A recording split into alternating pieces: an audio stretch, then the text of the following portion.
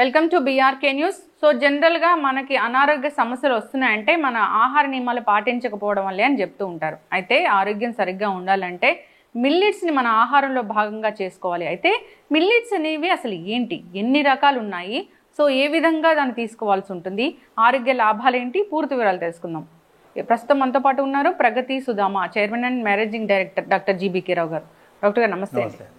Millets గురించి మీరు చేస్తున్న కృషి అంతా ఇంత కాదు. సో ప్రగతిలో ఎప్పుడూ జరుగుతూ ఉంటుంది.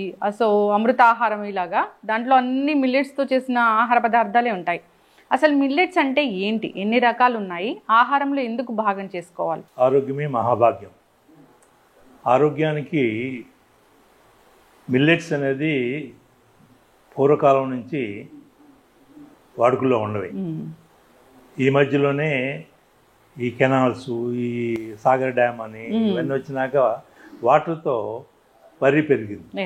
అంత బీడు భూముల్లో పెరిగేవి చిన్న వర్షపాతం, ఈవెన్ 500 mm రెయిన్ఫాల్ కూడా ఇవి అద్భుతంగా మనకి మిల్లెట్స్ ఉండేవి. ఈ మిల్లెట్స్ తినే శక్తివంతులుగా ఉండేవాడు. వర్షాధార పంటలు ఇవి, వర్షాధార పంటలే మిల్లెట్స్.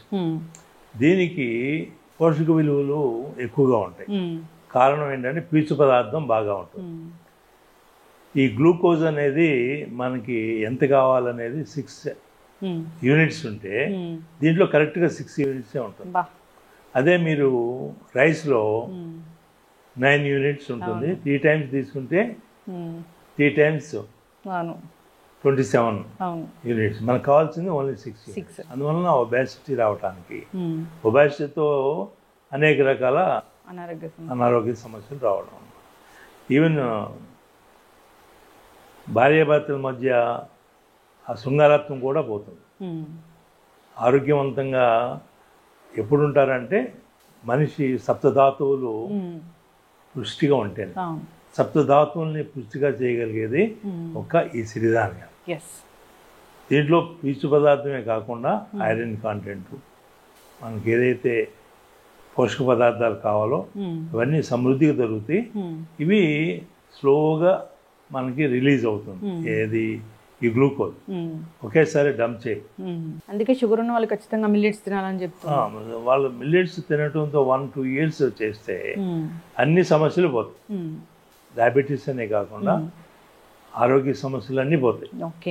అందువల్ల మనం వీటిలో 5 రకాల సిరిధాన్యాలు అంటాం. 5 types.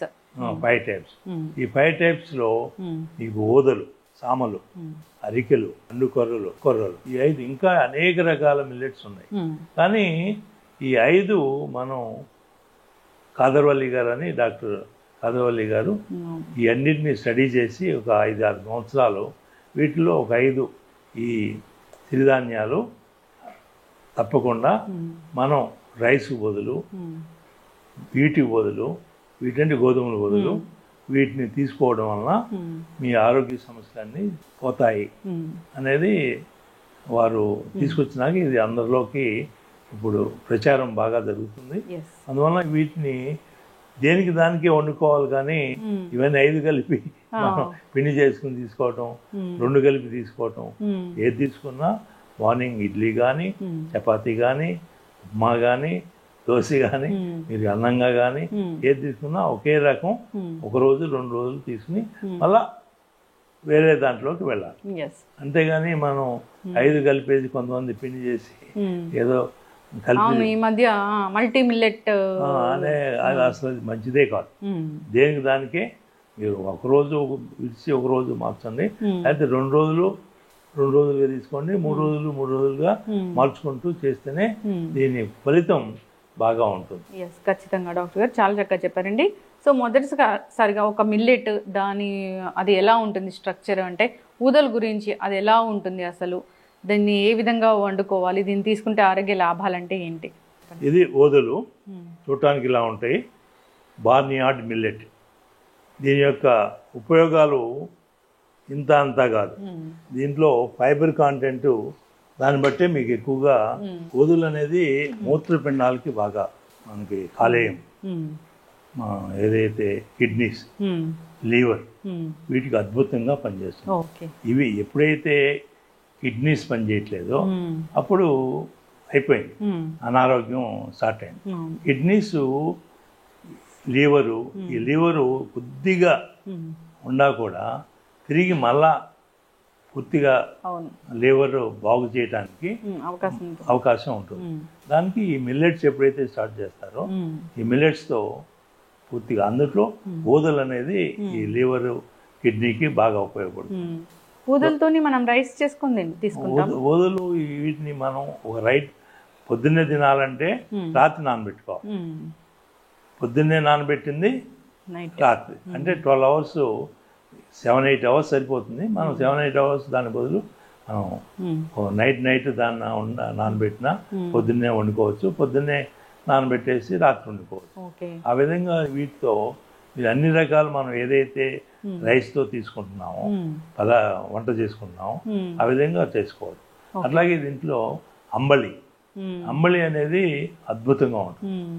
ఎంత అద్భుతం అంటే అది అలవాటైందంటే అంబలి ఇంకా రెండేది ఏం తీసుకోవాలి. మీరైతే చాలా చక్కగా చెప్పారు. లాస్ట్ టైం నాకు ఒక అంబలి తీసుకోవాలి, అది కూడా మార్నింగ్ ఎండలో కూర్చొని తీసుకోవాలి.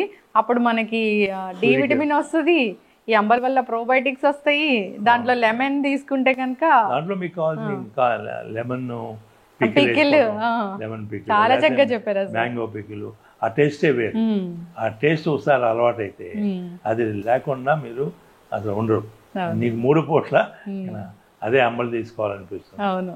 ఆ విధంగా మీరు ఆరోగ్యానికి సిరిధాన్యాలని మనం ఏ విధంగా రోజువారీ వాడుకుంటామో దానికి తగ్గట్టుగానే మనం వ్యాయామం కూడా ఉండాలి.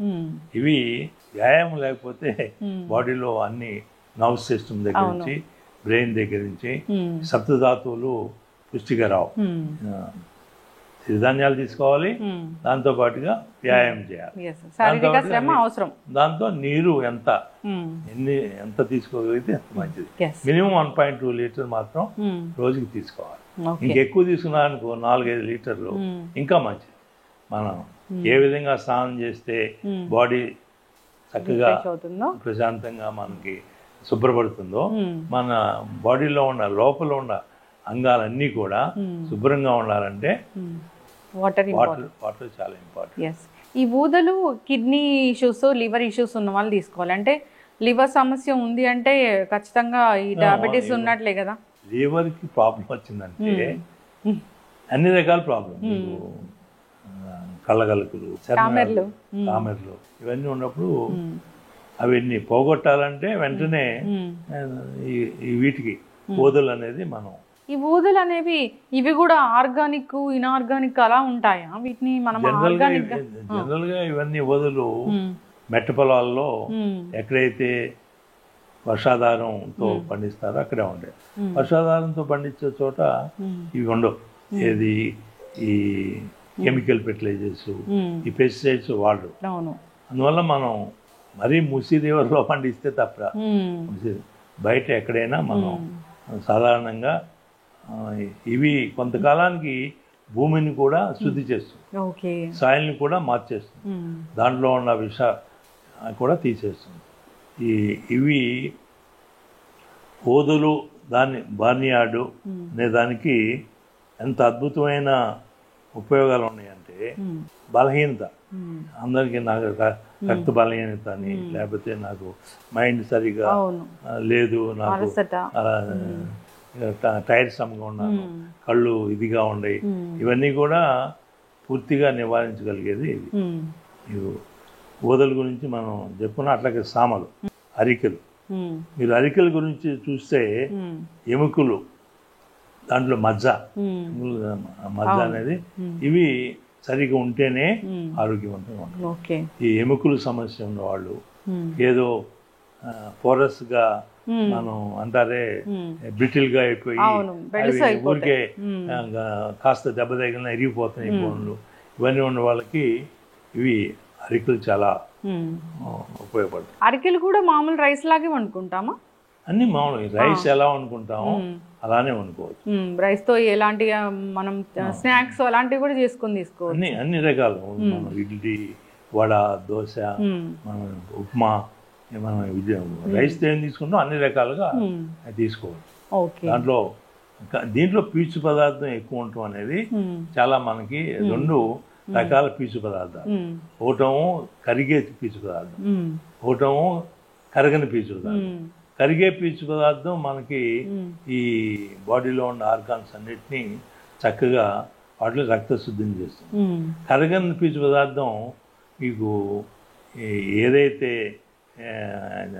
ఈ పనికిరాని బయటికి వెళ్ళిపోవాలో, డిటాక్స్ అవ్వాలో వాటిని చక్కగా చేయగలరు. కొంతమందికి నాకు ఈ మూత్రం సరిగ్గా రావట్లేదు, అయితే నాకు మోషన్ సరిగ్గా రావట్లేదు, 2 రోజులకు ఒకసారి అవుతుంది, వీళ్ళకి ఇవి చాలా అద్భుతంగా దాన్ని సరి చేస్తుంది. అండుకొర్రలు అంటే దాంట్లో హైయెస్ట్ ఫైబర్. వీటన్నిటికంటే ఫైబర్ ఎక్కువ ఉందంటే మీకు అది మంచి ఫుడ్ అన్నట్లే, ఇంకా చాలా మంచి ఫుడ్. దాంతో మీకు ఈ ఎక్కడ కల్మషాలు దోషాలు రక్తంలో కానీ సప్త ధాతువుల్లో ఎక్కడ వాటిని బయటికి పంపించేయటం వాటి యొక్క పని. పుష్టిని ఇస్తుంది, వ్యర్థాలని బయటికి పంపిస్తుంది. కొర్రలు చూశారు కదా ఎలా ఉంటాయో, మీకు పసుపు రంగులో, బంగారు రంగులో. ఇవి నరాలకు నవశిష్టాన్ని అద్భుతంగా చేస్తుంది. శ్వాసకోశం మనకు కొంతమందికి ఊపిరి సరిగా ఆడలేదు, అలసట వచ్చేస్తుంది, ఇటువంటి వాటికి. అట్లాగే నరాల దౌర్బల్యం, అట్లాగే మీకు మూర్ఛ రోగాలు ఉన్న వాళ్ళకి కొర్రలు అద్భుతంగా పనిచేస్తాయి. ఫిట్స్ వచ్చేస్తా ఉంటాయి తెలియకుండా వాళ్ళకి, అటువంటి వాళ్ళకి చాలా అద్భుతంగా ఉంటుంది. అలాగే పార్శ్వ నొప్పులు అంటారు, పార్కిన్సన్స్ కూడా వ్యాధి, నరాలకు సంబంధించింది. ఆస్తమా అంటే మనకి ఉబ్బసం ఉన్న వాళ్ళకి కూడా ఇది అద్భుతంగా పనిచేస్తుంది. అందుకని కొర్రలు అనేది మనం రోజువారీ వారానికి 2 రోజులు కొర్రలు, 2 రోజులు ఊదలు, ఆ విధంగా 1 రోజు సామలు, ఆ విధంగా మార్చి మనం తీసుకుంటే బాడీకి కావాల్సిన అన్ని రకాల కంటి చూపు దగ్గర నుంచి, నికిడి దగ్గర నుంచి, శ్వాస దగ్గర నుంచి, మనకి నోటికి సంబంధించింది కానీ చర్మానికి సంబంధించింది, పొట్టకు సంబంధించింది, అన్ని సప్త ధాతువులు బాగుండాలంటే ఇవి మనం మార్చి మనం తీసుకోవాలి. అప్పుడే ఆరోగ్యం చక్కగా ఉంటుంది. సామలు చూడండి, దానికి అది అద్భుతమైనది. జననాంగాలు అంటే మనం పిల్లలు లేని వాళ్ళు, పిల్లలు బాగా ఉండాలన్నా, పిల్లలు బాగా ఇన్ఫర్టిలిటీ ఇష్యూ చాలా ఎక్కువైపోయింది మధ్య. అవును, అందువలన దాంట్లో వీర్యకరణాలని బాగా ఉత్పత్తి చేస్తుంది. ఇది మంచి. అందుకని సామల్ని ఈవెన్ వెంకటేశ్వర స్వామికి కూడా ఈరోజు కూడా వగులాదేవి అప్పుడు సామలే ఎక్కువగా సామలు ఇస్తూ ఉండేదని ఈరోజు కూడా వెంకటేశ్వర స్వామికి సామలు అనేది ముందు పెడతారు. దాన్ని ప్రసాదంగా మనం తీసుకోవాలి. మనం తీసుకుంటే మనలో ఈ శక్తి వస్తుంది. అది భగవంతుడికి పెట్టడం అనే దాంట్లో అది ఉద్దేశం ఏంటంటే మీరు కూడా భగవంతుడు ఆ విధంగా మంచి చేయిస్తాడు కాబట్టి, మంచి తిన్నాడు కాబట్టి, ఆ విధంగా అంత శక్తివంతుడు, బలవంతుడు, ఐశ్వర్యవంతుడు అయ్యాడు కాబట్టి అవే మీరు కూడా తీసుకోవాలి. వాటిని వారికి పెట్టినట్టు పెట్టి మనం ప్రసాదంగా మనం స్వీకరించాలి. సో 5 types ఆఫ్ మిల్లెట్స్ ఇది. ఈ 5 రకాల మిల్లెట్స్ మెయిన్ మనకి చూడవలసిన దీంట్లో ఏంటంటే నానబెట్టడం అనేది ముఖ్యం. రాత్రిలో నానబెట్టి పొద్దున్న వంట, పగలల్లో నానబెట్టి రాత్రి వంట. ఈ వంట చేసుకునేటప్పుడు తిప్పుతూ ఉండాలి. ఏంటంటే అది నీళ్ళు పోసేసి ఉడకబెట్టి అన్నంలాగా అట్లా కాకుండా ఎంత తిప్పుతుంటే అంత మీకు బాగా అది ప్రతి అణువు వాటర్ కంటెంట్ దాంట్లో వెళ్ళి అది సరిగ్గా ఆహారానికి మనం జీర్ణ వ్యవస్థ బాగా జరుగుతుంది. అలాంటి దాన్ని అంబలిగా చేసుకునేది అది తప్పకుండా పదే ఎందుకు అంబలి అంటున్నానంటే దీనికి మించింది రుచికరంగా ఉంటుంది, ఎంతో రుచిగా ఉంటుంది. దాంట్లో మీరు మీకు ఇష్టమైంది పీకిలు ఏది వేసుకున్నా కూడా మళ్ళా ఏమి తినొద్దు, నాకు ఓన్లీ అంబలిస్తే చాలు అన్నట్టుగా అంబలితోనే ఉండేవాళ్ళు ఉంటారు. ఇది పంటలు కూడా మనం దీంట్లో పండించేటప్పుడు ఏ ఫెర్టిలైజర్స్, కెమికల్స్, పెస్టిసైడ్స్ ఇవన్నీ వాడిన అవసరం లేదు. అందువల్ల వీటిలో మంచి సారవంతంగా ఉంటుంది. మనం అదే రైస్, గోధుమ ఇవన్నీ మనం దానికి బాగా పెస్టిసైడ్స్ వేస్తాం, అనేక ప్రొడక్షన్ కోసం ఎరువులు వేస్తాం. ఇవన్నీ వేస్తే దాంట్లో ఉన్న ఆ అనారోగ్యం ఏదైతే ఉందో అది మన బాడీకి కూడా అనారోగ్యవంతంగా జరుగుతుంది. అందువల్ల మనం ఈ మిల్లెట్స్ అనేది ప్రాధాన్యతగా మళ్ళా తిరిగి ఈ రోజున ఇప్పుడు పోయింది. అది ఏంటంటే రైస్లోకి వచ్చేసారు. 100కి 90 మంది 99 మంది రైస్కి అలవాటు పడ్డారు. దీంట్లో ఈ మిల్లెట్స్తో పాటుగా మనకి పప్పులు ఉన్నాయి, అనేక రకాల పప్పు దినుసులు.